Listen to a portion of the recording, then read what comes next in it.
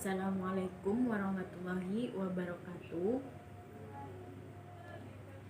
Perkenalkan, nama saya Usatun Hasanah dari Prodi Pendidikan Luar Biasa kelas 4A NIM 2020 186 202 B0040.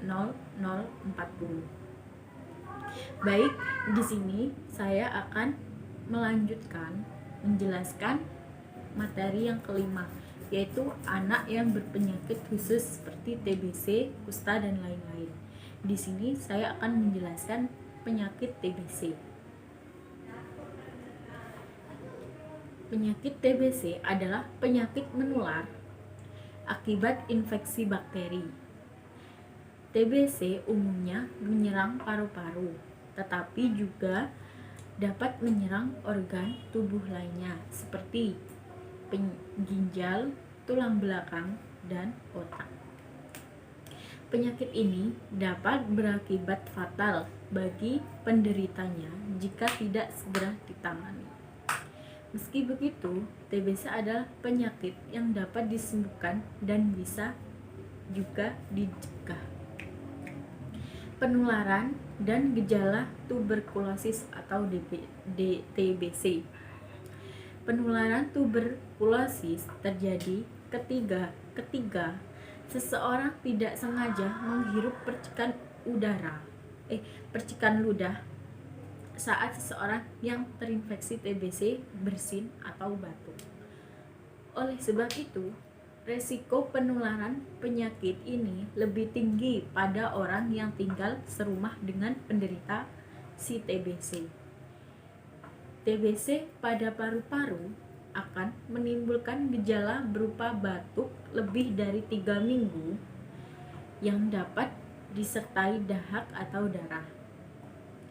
Selain itu, penderita juga akan merasakan gejala lain seperti demam, nyeri dada, dan berkeringat di malam hari. Gejala TBC biasanya batuk, nafsu makan menghilang, demam, dan keringat dingin pada malam hari, kurang berenergi, rasa nyeri, dan batuk berdahak dengan waktu yang berlangsung cukup lama, sekitar 21 hari.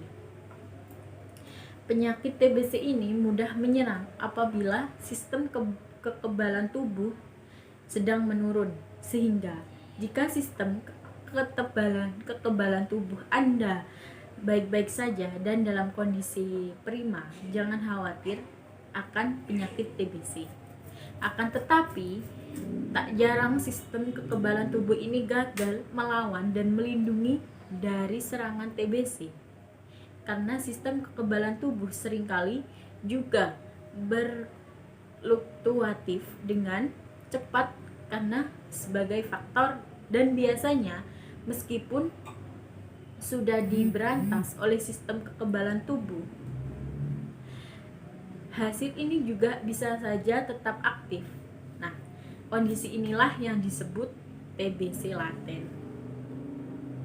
Sementara itu, bila hasil TBC ini berkembang hingga menyebabkan kerusakan jaringan paru-paru, maka selanjutnya akan menimbulkan kondisi yang disebut dengan tuberkulosis aktif. Bagaimana proses diagnosa resiko tinggi TBC? Gejala TBC hampir sama dengan beberapa gejala penyakit pernafasan lainnya. Oleh karena itu, penting untuk mengkonsultasi ke dokter guna menjalankan diagnosa yang tepat, sehingga bisa diketahui dengan pasti apakah Anda tertular TBC atau tidak. Kemudian cara pengobatan atau pencegahan tuberkulosis atau TBC. Pengobatan TBC adalah dengan mengonsumsi obat sesuai dosis dan anjuran dari dokter. Jenis obat yang diresepkan untuk mengatasi TBC antara lain yaitu biasanya rifampicin dan ethambutol. TBC dapat dicegah dengan vaksin Pemberian vaksin ini disarankan sebelum bayi berusia 2 bulan. Pencegahan juga dapat dilakukan dengan menghindari kontak dengan orang yang sedang sakit dan memakai masker saat berada di tempat ramai. Ada juga langkah pengobatan serta pencegahan TBC.